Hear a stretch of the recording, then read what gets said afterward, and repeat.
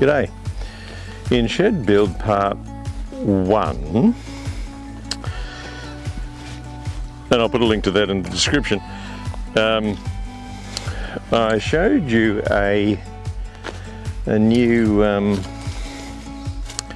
battery charger that I got for the bus. Plugged it in and then promptly forgot about it. So let's see if it is still doing the job that it should do.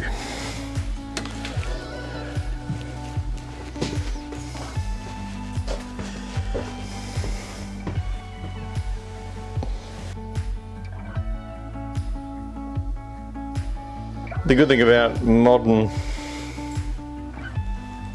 electronic items, you know, such as battery chargers, is that they're intelligent, and you know, so once it's charged up the batteries, it just goes into float mode and just keeps topping it up. So you can leave that pretty well connected up permanently. And what's remarkable too is that in here now, on a fairly mild day, it's probably about 3,000 degrees. So I can't imagine what it was like when it was 38 degrees, as you would have seen in the last video. But nevertheless, away it goes. It's still doing the job that it was bought to do. Now the other thing is, in Dear Diary Book 2, you'll recall that I'll just grab a seat. You'll recall that I parked the Volvo in a ditch and had to go and get the troopy to go and pull it out, and the winch did not engage. So no problem, you know, we just turned it around and hooked a strap up to it and pulled it out backwards. But since then I've done absolutely zero about that winch. So this morning I'm going to go and have a look at the winch and see if it engages, and if not, well, perhaps we have to pull it out and strip it down and replace a component or replace the control box. I don't know where the issue is. Let's go and have a look.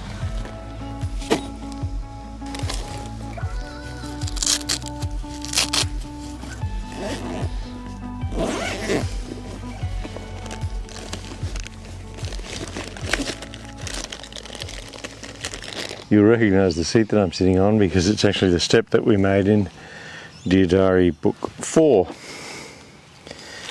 So it comes in handy for both a step up and a seat. But I want to show you these things. Now this is the manual control for the winch, and then there's also a remote control. But I've never used this.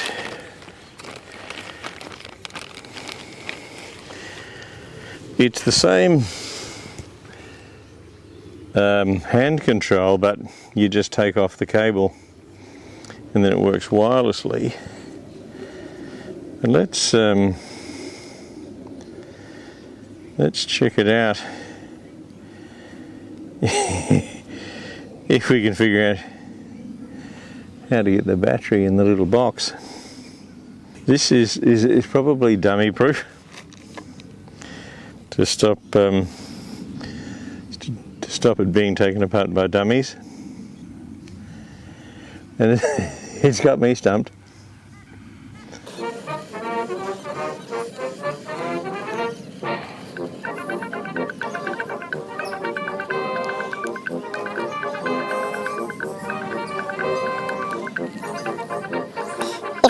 If in doubt, read the instructions. But that's how you see you can find the instructions.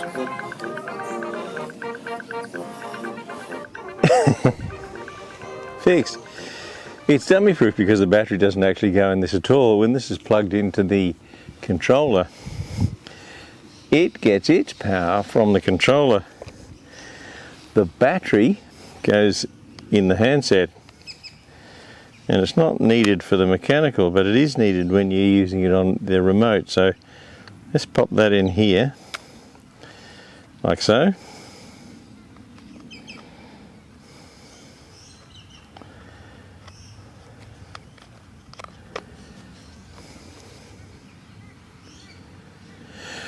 And whether you can see that little red light has come up with it, the wireless is now on. So let's let's plug it into the controller and see if anything indicates that that's powering up.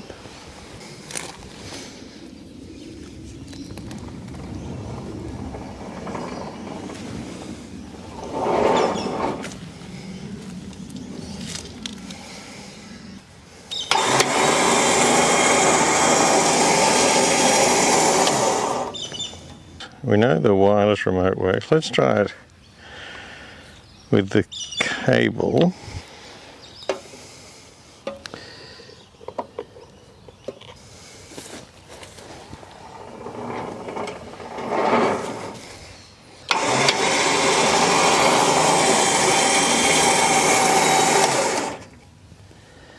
Okay, what I suggest that we might do is go out and test it out. So we've got a couple of stumps, and I don't know how hard or easy it's going to be to pull them out, but let's see if we can have a bit of a play. Here's one down here, and it's I actually don't even recall what kind of plant or tree it was, but it was a weed tree of some sort. This is it, and this is what we need.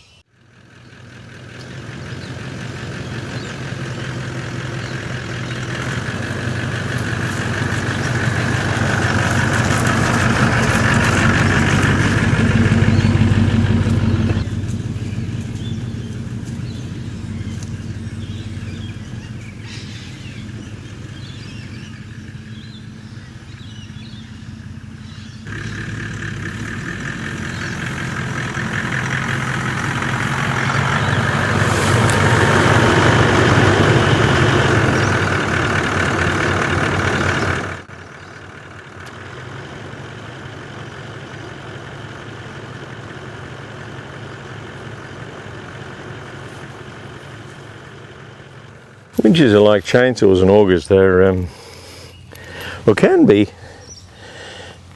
incredibly useful, but also incredibly dangerous. So the idea, of course, obviously is to always use caution. Now, what we use to recover a vehicle or to pull a stump going to be two different things, because when we recover a vehicle, we want to be using some sort of kinetic rope or strap, because we want to load it up. But when we're going to pull a stump, we don't want it to suddenly come flying out of the ground, because who knows where the hell it'll go after that. What we do want it to do is to ease out of the ground, and so we use a chain. And the good thing about a chain, of course, is that you can drag it across rocks and no harm will result, unlike, say, a rope, where you drag it across rocks and you might end up getting it cut. So we're going to hook this up, and then we'll apply some pressure. Whether you're using a snatch strap or a chain, there's a huge amount of kinetic energy can build up in that winch cable. So you've got to drape something over it. In this case, I'll just use my old pajamas, but drape something over it so that in the event that it does come free, for whatever reason, that will act as a dampener. And the second most important point is, do not stand in what they call the danger zone. So that is anywhere near where that winch line can hit you in the event that it does snap or come free. On the end of this is a hook, and that weighs, I don't know, half a kilogram or a kilogram, but when it's travelling at 100 kilometres an hour, it may as well be a cannonball. So stand to one side, and of course also make sure that if there are any spectators or bystanders, that they too step aside.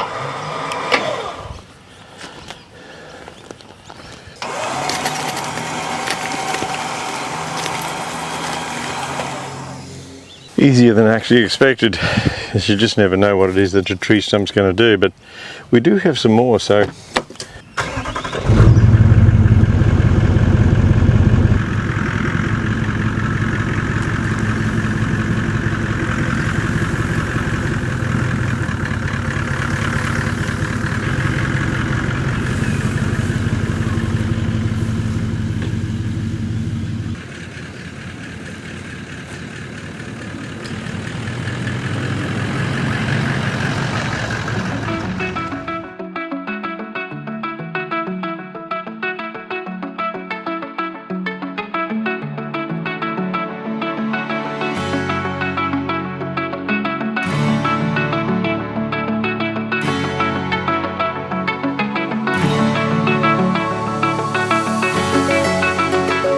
You might ask, why bother?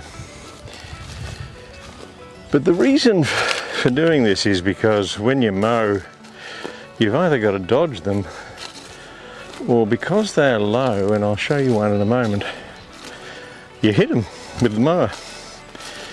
And it can break blades, or at the very least bend them, throw them out of balance. And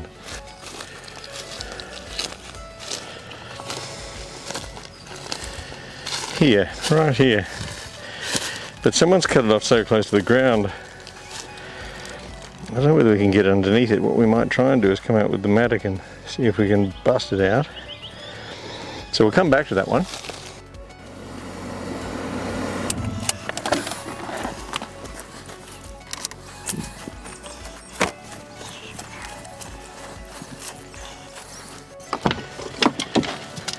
So it's important that you always have somebody to supervise, and in this case we've got the usual dog visor. Because the last thing you want to do is make any workplace health and safety blunders. There's the workplace health and safety officer. He's dangerously close, so we'll just wait a minute until she gets out of the way.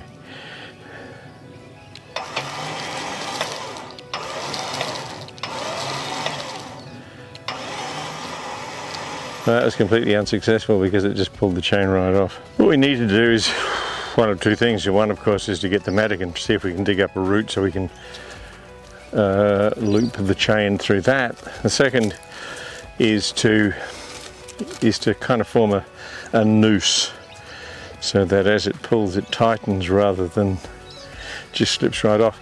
But we'll come back to that.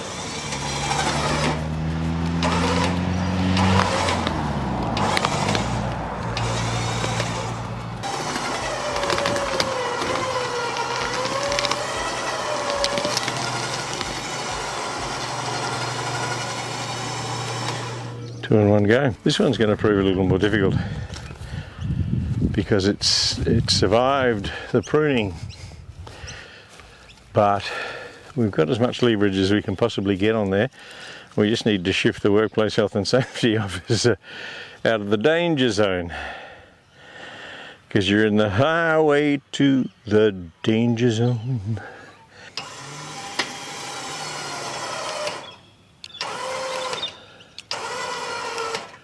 You can hear some creaking.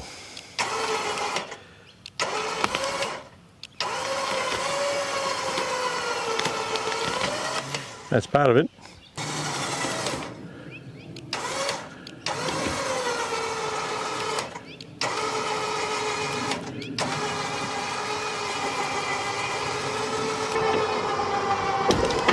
Workplace health and safety officer is satisfied with what we're up to. So she's, see her up there, she's gone looking for something more, more interesting to do. Now look, with this,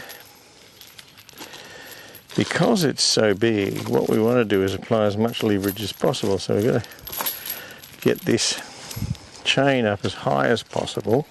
Now those of you who know a little about these winches know that in the olden days we used to use steel cables, and they were dangerous because, you know, if they snapped, they would go flying. They built up a huge amount of kinetic energy inside them. But of course when they snapped too, of course, they were sharp edges, and if they sliced someone, you know, they could just as easily lop limbs off, you know, or do some serious damage. Whereas these ropes here, what's called Dyneema, stronger than the steel ropes, and when they snap, they basically fall to the ground. You know, they don't store a lot of energy in them. So nevertheless though, of course, we still observe all of the safety aspects. Now you can hear the winch is starting to load up, but you should hear, if we apply a bit more pressure, some creaking in the roots. Let's just give it a try. You hear it?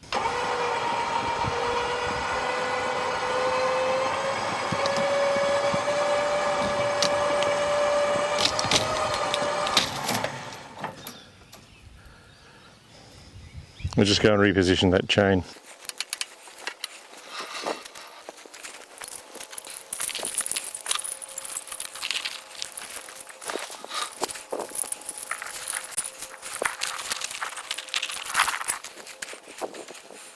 We need to get you out of the danger zone, love.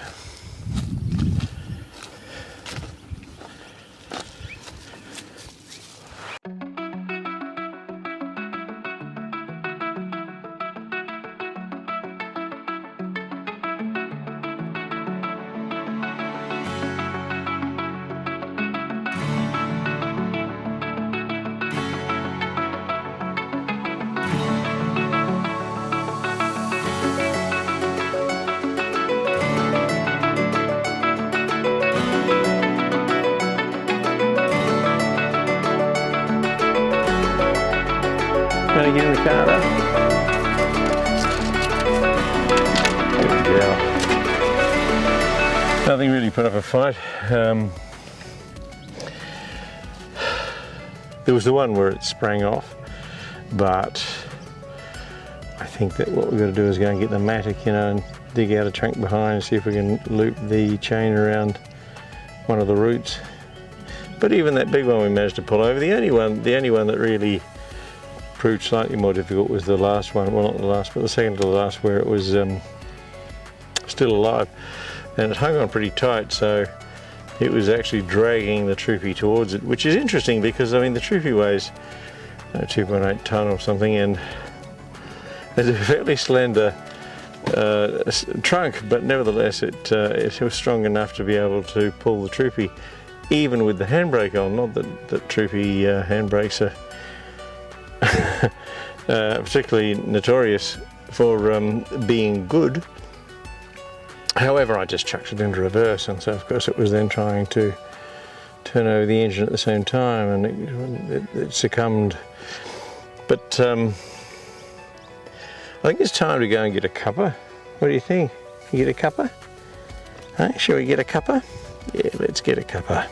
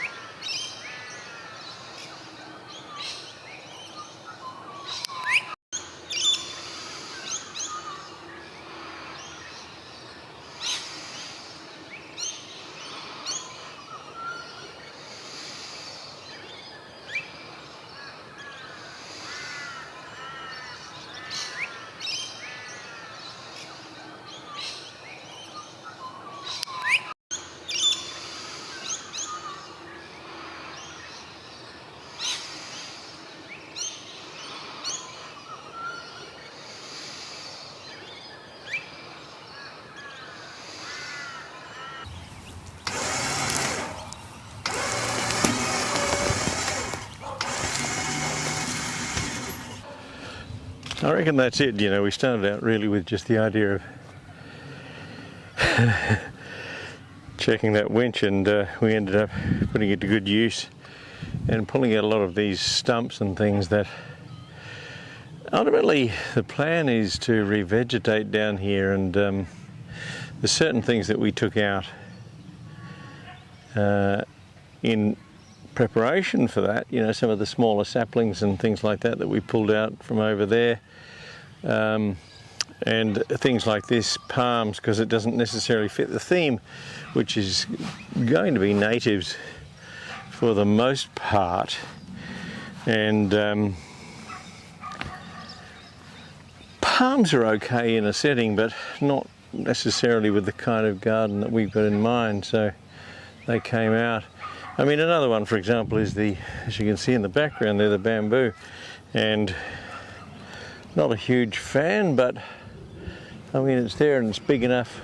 Maybe I'll cut it out, but I don't know at this stage. I haven't decided. Now, I think it's been a pretty good job, and I think Millie would agree. She looks pretty self-satisfied, so I'd say that we've done okay, even though she herself didn't necessarily do as she said. She kept getting into the danger zone. A job well done.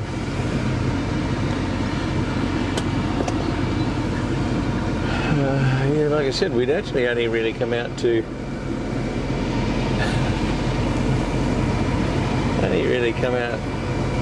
test the winch to see if we could figure out what the problem was, but it actually worked pretty well straight away. So I don't know, maybe it's just use.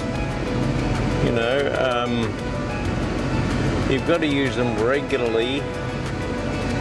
Contacts seize up, or I don't know a lot about them, but something obviously had stopped it from working. You could just hear a clunk, but it wouldn't engage, so something. Anyway, all sorted. And now we're heading for home, even though we're already at home. Let's park this. We'll go and bring that wheelbarrow in, and then we'll go and get a cuppa.